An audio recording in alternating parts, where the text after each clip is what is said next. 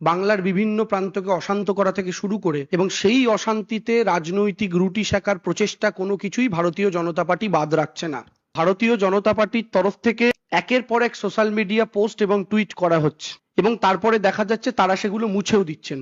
সুকান্ত মজুমদার, ভারতীয় জনতা পার্টির রাজ্য বিজেপির সভাপতি, আপনারা জানেন তিনি এই ফেসবুক পোস্টটা করেছিলেন, এবং এই পোস্টটা শুধু সুকান্ত মজুমদার করেছিলেন তাই নয়, এই পোস্টটা পশ্চিমবঙ্গ বিজেপির অফিসিয়াল টুইটার হ্যান্ডেল থেকে পোস্ট হয়েছিল। এখানে সুকান্ত মজুমদার যা লিখেছেন, লিখে 9টা ছবি দেওয়া হয়েছে।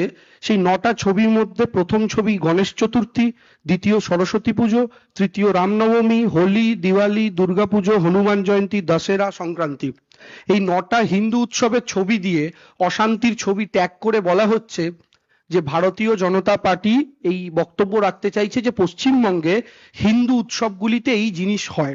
এই প্রত্যেকটা ছবি, তার মধ্যে একটাও বাংলার ছবি নয়। এই প্রত্যেকটা ছবি বাইরের রাজ্যের, এবং শুধু বাইরের রাজ্যেরই নয়, এই ছবিগুলোর মধ্যে প্রথম যে ছবিটা আপনারা দেখতে পাচ্ছেন সেটা সিএ প্রোটেস্টের ছবি 2019-20 সময়কার। দ্বিতীয় ছবিটা লখনৌয়ের এনআরসির প্রোটেস্টের।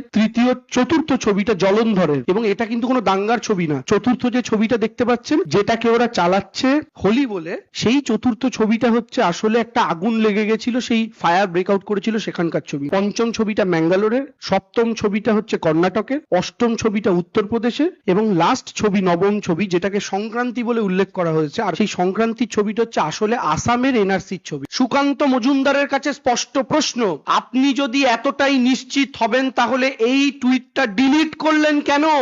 আপনি এই টুইটটা ডিলিট করেছেন কারণ আপনি নিজেও জানেন আপনি মিথ্যের বেশাতি করছিলেন, আপনি নিজেও জানেন আপনি ফেক নিউজ ছড়াচ্ছিলেন।